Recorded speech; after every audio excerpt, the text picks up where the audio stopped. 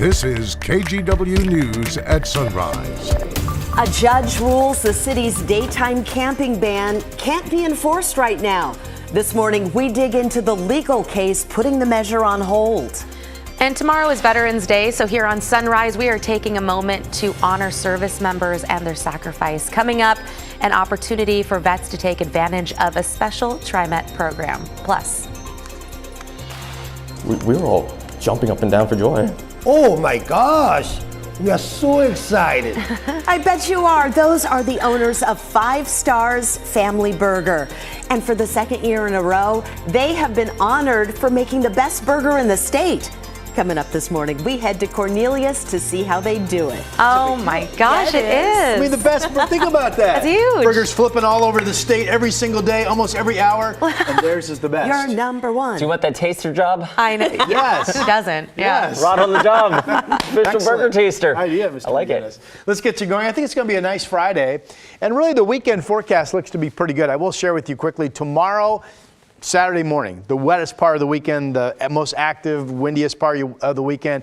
The rest of the time outside of tomorrow morning really looks pretty good. Right now, we've got scattered showers, but notice decent over the Cascades, maybe up around Astoria, but overall, there's not a lot of inland rain. We are dry in the city right now. We are cloudy. We are 49 degrees. I think we'll get a sunbreak or two today. 52 at noon, 53 at 5 p.m. Again, it's passing shower, but much of the time you're out and about, it will be dry. Here's Chris. It's good to have a dry morning commute. Let's get you back to the roads. This is the live look from our Rose City Sky Camera. We can see a lot from here. The Markham Bridge, the Morrison Bridge, and the ramps to and from Morrison, the Hawthorne Bridge. I point that out because there was a warming fire underneath the Hawthorne Bridge just a couple of minutes ago. Crews had to respond to along the I-5 South corridor here. It looks like that's under control, so no issues there. We hop over to the east side real quick. We're getting word of a possible injury crash, Southeast 92nd and Powell. Outside of that, guys, light volume, dry roads. We're off to a pretty good start. Thank you, Chris. We want to start off this morning with some breaking news that we're following in southeast Portland. Portland Fire is working to clean up this house fire. It's on Southeast 92nd and Mill Street. The call came in just before 4 o'clock this morning. Crews arrived to find fire in the basement of the house. Luckily, everybody inside got out safely. A firefighter is being treated now for smoke inhalation. Now to an update on Portland's daytime camping ban. Enforcement of it is now on hold. It was supposed to begin Monday, months after City Council passed the ordinance. Thomas Schultz joins us live from the Multnomah County Circuit Courthouse. Thomas, good morning. Well, good morning, Christine. And it was a big win for Portland's homeless, with Judge Rima Gandor finding that their lawyers made a sufficient showing to keep the status quo in place. Now, that's a big blow for Mayor Ted Wheeler's plan. Last month, he announced enforcement of the ordinance would begin on Monday. The proposed ban would not allow public camping from 8 in the morning until 8 in the evening. It would also block camping near schools or in public parks. After 3 warnings, penalties can include jail time and a $100 fine. Now, in court, lawyers for homeless Portlanders argued the ordinance is vague and difficult to understand. Many homeless people aren't sure what the city considers a campsite. Still, attorneys for Portland say the city has the right to decide what public land can be used for camping and what cannot. They claim the daytime camping ban ordinance is not a broad ban on camping because it doesn't stop people from standing, sleeping, or lying down in public spaces. Though throughout the hearing, both sides sparred over what was actually allowed in the ordinance, with attorneys for the homeless saying it would make lives of the most vulnerable much more difficult. They're going to hide from the police, and they're going to try not to die of exposure, and they're going to try not to get arrested for camping. So they're going to go places where they're not easily visible. Now, in response, Mayor Ted Wheeler tells us that the status quo simply is not working. He says that the city will abide by the decision by the judge, but they will continue to try to enforce the ordinance. Guys? A lot of back and forth. Thank you so much, Thomas, for the update. Well, the FBI is now leading the investigation into a string of suspicious letters sent to election offices in Oregon and Washington. The elections office in King County got an envelope Tuesday that contained fentanyl. Similar letters arrived in Pierce, Skagit, and Spokane counties. In Tacoma, an envelope postmarked in Portland contained a letter that read, quote, "End the election now," with what appeared to be an Antifa symbol. In the meantime, in Oregon, a suspicious letter disrupted operations at the Lane County Elections Office.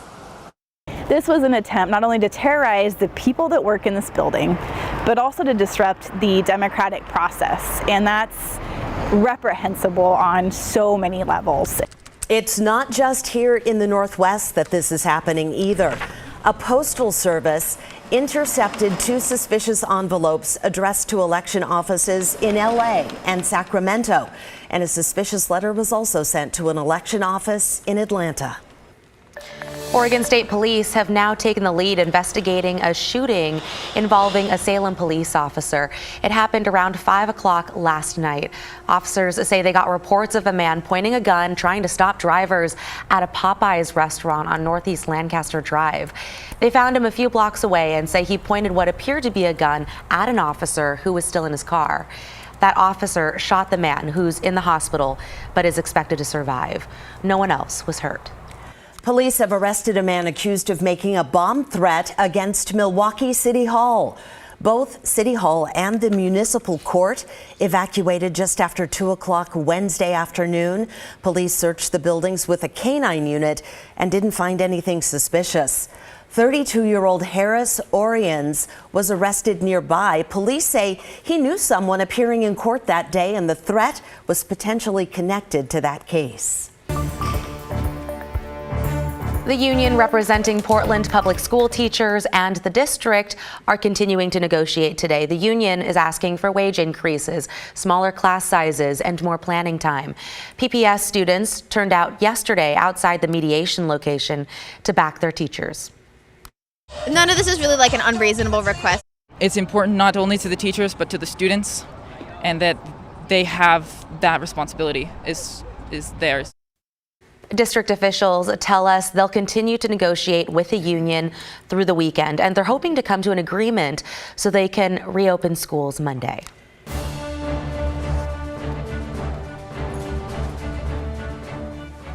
In honor of Veterans Day tomorrow, the Today Show is profiling just a remarkable man whose mission of service has continued long after he left the military.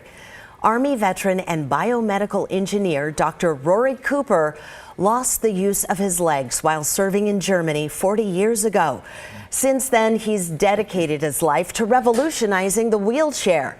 He made it more lightweight and ergonomic. His work has improved the lives of millions of disabled people, and he says he's not done yet. I take it as an obligation or responsibility, right, to just train the next generation and keep moving forward, right? There's still a lot of problems that we can address and to solve. Be sure to tune in to the Today Show this morning to hear more of Dr. Cooper's inspiring story. And locally, TriMet is expanding its Honored Citizen Fare program to include active military members, as well as veterans and reserves. The program allows certain groups, like seniors or people on Medicare, to ride public transportation at half price.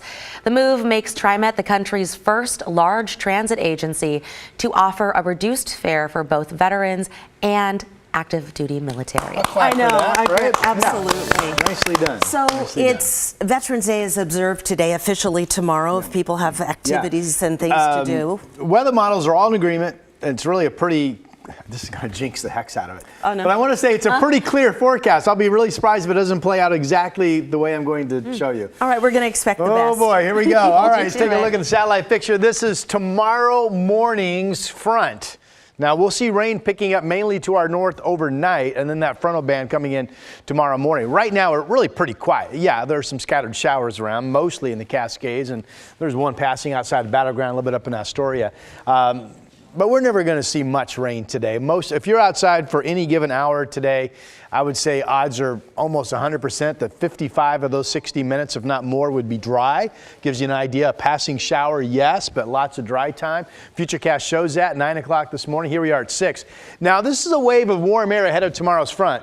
It's mostly north coast and then mostly near Longview and up north to Seattle. And then here comes the front tomorrow morning. It is Saturday morning that will be active. That's the only time of the weekend that being outdoors could be problematic to some degree.